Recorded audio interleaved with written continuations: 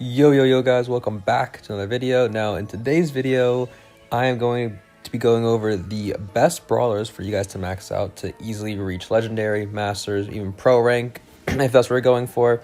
There's some balance changes coming out. I'm gonna toss a graphic on the screen really quickly. You guys can take a picture of that or a screenshot.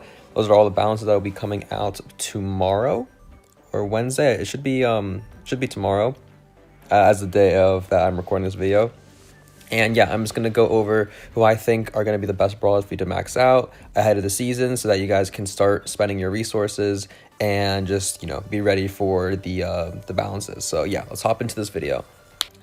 The first brawler, without a doubt, and you guys should 100% max them out, is Lumi. So Lumi was nerfed a long time ago by her projectile speed and her health. Now they are pretty much reverting both of those changes in full, pretty much. So now her health is going to go back up to 7,000 without shield gear, of course. So with shield gear, it's going to be about 7,900. So you're going to have a lot more HP. Will make you just a lot more safe into most of these assassins, which kind of counter you. Also just makes it so you can push up more in the first place. So yeah, definitely really good change. I mean, she used to be really good in the first place, but she's kind of fell off since those changes. But now with her speed going up by 10%, which is a really good change. Of course, it's just reverting the change like I said from earlier. But yeah, she'll be a top tier tank counter. Even right now without the balances, she was still underrated. You'll see her in some competitive matches, but ranked very rarely so. This is of course a double tank comp, so it's gonna look really good into this. But still, I just think she's really strong, and she's gonna get even stronger. The only nerf now from when she was really busted that has not been reverted is her attack range, which I think is completely fine for that to not be changed in the first place. I don't think a brawler like Lumi should really be having that much range in the first place, and that's going to be a team wipe. So yeah, I know this is a really good comp to play Lumi into, but definitely get her maxed out. If you have her unlocked and close to power 11 or even not, I would say just spend your resources on her. She's gonna be a top tier tank counter, and I don't even think she's gonna be banned out that much because there's definitely still counters there. Other controllers can still counter, and assassins still of course is her biggest, but I just think she's gonna be really good because there's a lot of tanks in this meta. All right, next one is gonna be Sirius. Now Sirius is a really good counter to tanks, and assassins don't even hard counter him as you might think that they would. Because if you don't kill him that first interaction, he's just gonna stack those shadows, and it becomes almost unwinnable. And he just has such good range and that thrower kind of capability. So he's so strong against almost every mid-range brawler. He can pretty much deal with anything. He's really versatile in that way. And of course his gadget's still busted. A slow on top of spawning a clone. It's a really busted mechanic. And yeah, he's very safe in a draft. There are counters, he has glaring counters, Shade is really good. I like Penny, I like Amber. I actually do like an Ems, but not on an open map like this. But yeah, there's definitely counters to it. Don't get me wrong. But I do think that he's definitely worth a max out. He's a very safe brawler. Fundamentally, he's just so strong that even if he does get nerfed, I just think it's always going to be a good spending of your resources, because he's always gonna stay decent because of just how good the mechanic is. Your shadows is just such a good thing to have as a base kit. So yeah, gonna be a fast game here, but I definitely think Sirius is 100% worth maxing out. Didn't get any nerfs in these balances. His counters didn't necessarily get any stronger, so I do think Sirius is gonna stay right where he was. All right, next up on this list, I think is one of the most safe investments for any newer account or account with that much resources to upgrade, and that's Charlie. Charlie, you can almost play her as a mid into every single matchup. Having both gadgets is just so much versatility. As a mid and gem grab, very good, especially because it's good into those tanky options. It's good into brawlers, that have single shot, so the spiders. You can also use self cocoon into brawlers assassins. That way they can't do enough damage to you, and you're just able to stay alive. So yeah, this is not a great showing because we have an Edgar on our team, and my teammates are both getting farmed back there. But yeah, the cocoon is just such, like I said, these brawlers that have like a really strong fundamental mechanic, like cocoon, that's busted. Like being able to take someone out of the game for a couple seconds, just think about it. Like that's insane. And both star powers are good. Like the digestive is good into tankier brawlers, whereas this one, slimy, that I'm using right now, is good into the majority of the other brawlers. So yeah, gonna hit it. Oh, my cocoon missed. Still gonna grab these gems though. Don't want to go too aggressive because that guy does have hyper super in there. And this Edgar has the brain of an amoeba. Yeah, Charlie's just like really versatile. Like you cannot really go wrong in this meta especially. And I think this next meta as well. With picking her, especially because brawlers like Clancy are really good right now, and of course this is one of the best counters to Clancy. He misses his hyper realm, of course he does. Please don't kill me, thank you. Okay, this is actually hectic, but yeah, cocoon can just like change the game so much. Like I said, taking one person out of the game, think of it like a chord realm. It's like you're just putting yourselves in like a 3v2, and then guys can just like force camp the cocoon, and it's really, really free. But yeah, both gadgets are really good, and yeah, just good on almost every single map and mode. I actually think you can play her in every single map and every single mode, which is really, really like rare for like a brawler. So yeah, I definitely think Charlie is 100% worth maxing out, and she will stay good as long as she has a cocoon, and she always will. So yeah, Charlie's just always going to be an excellent pick.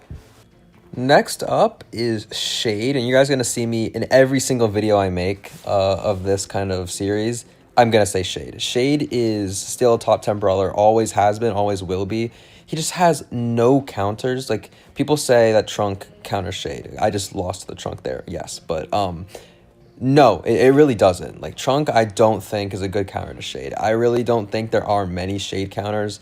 The only one that is like, I speak a lot to Ramen, right? Ramen's one of the best Shades in all of North America, and he tells me that the only annoying matchup for him is a Jackie, and even then, it's pretty easy to like outskill it. Like, I also just realized I have like a Jackie on my team. It's kind of funny, but yeah, like it's not very good, or like a Trunk itself is not very good to counter it. And I just don't think in general that this brawler has many counters. It's not the best map for him that I'm playing on right now. And the other team also has an RT. RT is an interesting one. Doesn't necessarily counter Shade either. But yeah, like my team's comp is horrific. So we're going to lose this probably, but don't like think that's because like Shade is a bad brawler. And of course, if you can hit those double gadgets, you're just making Shade like 10 times better, which is, if you're making a brawler that's already so broken that like better, then like, that's just insane. But yeah, like I can just like always just farm people. Like if you guys don't have wall break, you just lose. And even wall break comps, like if you're playing into a like a stew or something like that, it's still like so easy to win. Like I'm just farming them at this point. Of course, the double gadgets are also coming in clutch, like they're helping. But yeah, I actually might be able to win this game now, and we can just go for a hyper. I did not notice that he dropped his legs, because usually when an RT does that, he has the shield, but this guy's not even using the shield star power, which is weird. But yeah, this Chuck low-key is clutching up. Gonna hit a double gadget here. Oh, hit a triple? Chat, was low-key kind of aura. I would like him to use his RT hyper. We need to get in the zone here. Nice. Okay, that triple was low-key nutty. Y'all like that? But yeah, Shade is just so insanely good. He has almost no counters. Me personally, I think the best counter to Shade is Colt, because the Colt wall breaks are like, it's a lot of wall break at once. But even then, it's still like Shade is just so easy to abuse. But yeah, like I said, best counters are Colt, and he's 100% one of the best brawlers for you to max out for your account. Next up, we have Nidita. Now, Nita's pick rate and win rate in monthlies was absolutely ridiculous. She's like, yes, she has buffies, but she's not like busted. She's just such like a safe tank counter. Like the bear, you get the bears like pretty fast, to be honest, with brawlers like Bull in this meta, and she can pretty much win almost any like lane matchup, which is kind of ridiculous. Like she's just really versatile like that, and I died to a bot. That is crazy. But yeah, like the gadget buffy, I think, is the best thing about her, because being able to tank like with them, it's like a very short immunity, but if you can time that well, it can really change so many matchups. Like, that's why it's really good into Bull, because you can time it when the Bull uses his Hyper Super. And of course, the Hyper Buffy is also nutty because you're able to just like snipe people from across the map, and it's like kind of insane. Just gonna get my bear back here. But yeah, it's just such an insanely good tank counter, and it does good into other tank counters. Like, it actually is a pretty good brawler into Chester. You can play this into M's. Like, you just need a speed gear, and you're able to sneak up and go straight in their face. It's just really, really good. So yeah, Nidita is like, she already has her buffies, and I don't see her getting power crept just because of how good the gadget and hyper buffy are. So yeah, I think Nidita is definitely worth the max out, and like, even if you don't have the buffies, she's still decent, but I would just prioritize gadget buffy. Star power buffy is not necessary like whatsoever. It's kind of bad. It's like really, really bad. Hyper buffy is good, but it's not like a game changing. I just think as long as you have the gadget buffy, then you can make Nidita work in almost any scenario. The next brawler that I highly recommend maxing out is Mortise. Now, Mortise's ban rate, pick rate, win rate, all of those metrics are like through the roof. And it's crazy. You think that he's still like pretty easy to counter, but it's just his gadgets. It's not even the gadget buffy necessarily. It helps with the combo spinner for sure, but they're just both so versatile. Combo spinner I think is 100% the better gadget, so definitely use that one. But yeah, he's so insanely good because he prevents so much in a draft setting. Like, he's really, really, really good in draft because you're just able to prevent your opponents from picking like a lot of things like throwers, squishy brawlers, and even if there's a hard counter like say a Shelly in the team, it's just so easy for him. He has so much mobility, he can just switch off his lane because he's that fast. Like, I can just dash around the map like in 2 shots. So yeah, he's absolutely busted, and I would 100% recommend maxing him out. He's not going anywhere just because of how good his gadgets are. Like, he's not gonna get worse. Like, he's always gonna have that use case. Like, Mortise is your go-to assassin along with like Shade, but Mortise doesn't need those walls, of course, and he just has much more mobility. So yeah, 100% max out Mortise.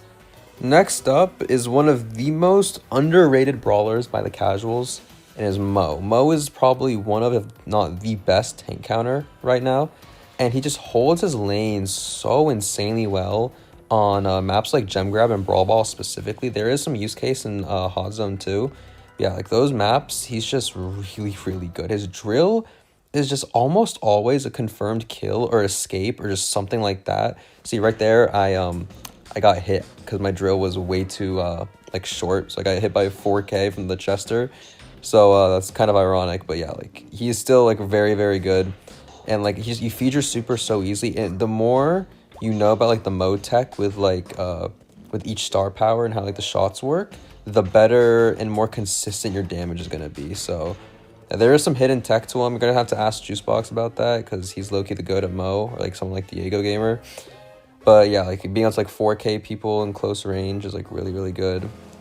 Of course, the hyper drill is just ridiculous, and on a map like Gem Grab specifically, like you're just able to rob the gems like without like any hassle. Like literally just click a purple button, you go in, and boom. I don't even know if this guy knows that there's mines here, but I'm just gonna hold on to my hyper drill. Be as annoying as possible. You can just like the shots themselves are so annoying, it's ridiculous. Now we just go in like this over here, and we should just be able to get a full team wipe. But yeah, like the hyper is so good, dude. Like it is insane. I also stay in the drill for a long time, so you can just like walk around and it's like decently fast. But yeah, like this gadget's really good. Other one is decent. It's like wall break into certain comps, but like, oh, I thought I would dodge that. I'm a cricket. But yeah, Mo is just so good right now, and I would 100% recommend that you max him out.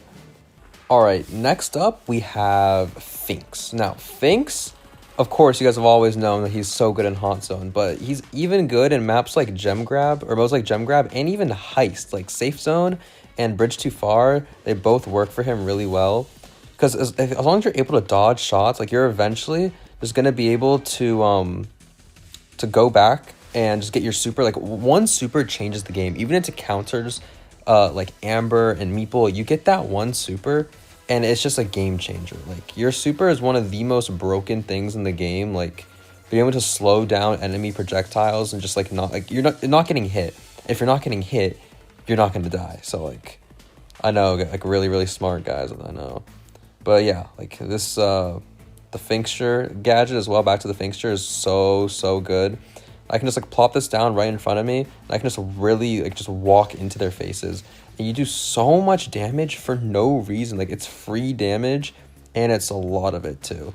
Also, there's extra use case, because if you use the other gadget that stops them in time, it's actually one of the best counters to Bull right now, because it stops him, it wastes his hypercharge, wastes his dash, it cancels it as soon as he gets out. It's just really, really strong. So Finks has a lot of good use cases right now. Great tank counter, great against like tons and tons of mids. Like his gadget, both of them are just really, really good right now. And of course, like both star powers are good. Like he's just a very, very like good and well-rounded brawler. And even though I don't have the other gadget, I can still just TP backwards here to make him waste all of his stuff. He can't even hit me with the T-bone injector because it's way too slow inside my Finks super. And yeah, like it's so good. Not just on Hot Zone, but like I said, Heist and Brawl Ball have been working for him lately. So yeah, I would definitely recommend that you max Finks. Another one of the most underrated brawlers right now by the casuals is Jaeyoung. Jaeyoung is so ridiculously good on Bounty and Knockout, especially if brawlers like Bell and Byron are banned. Those are the two best counters to this brawler. Besides that, Gus is also pretty good. But yeah, like besides those brawlers I just mentioned, like he's just such an insanely strong brawler. He's so versatile. He can make a lot of like pressure with his speed. Of course, the heals are very, very strong. And this like just everything about him is really, really good. The damage gadget does a lot of damage. And as long as like you know like when to change your forms and like how to use like the hypercharge and stuff like that, like he's just so good. And the speed you get like when you yourself shoot a shot, you just make so much free pressure. Yes, he lacks a DPS, but that's why he's really, really good in maps like Bounty or modes like Bounty and Knockout, because you're not really going to see those aggro brawlers, especially Knockout. Like Knockout I think is amazing for him. Bounty as well, but yeah. These guys are both really, really low, but I'm not sure I'm going to be able to get any kills here. I actually do, because this squeak is horrid.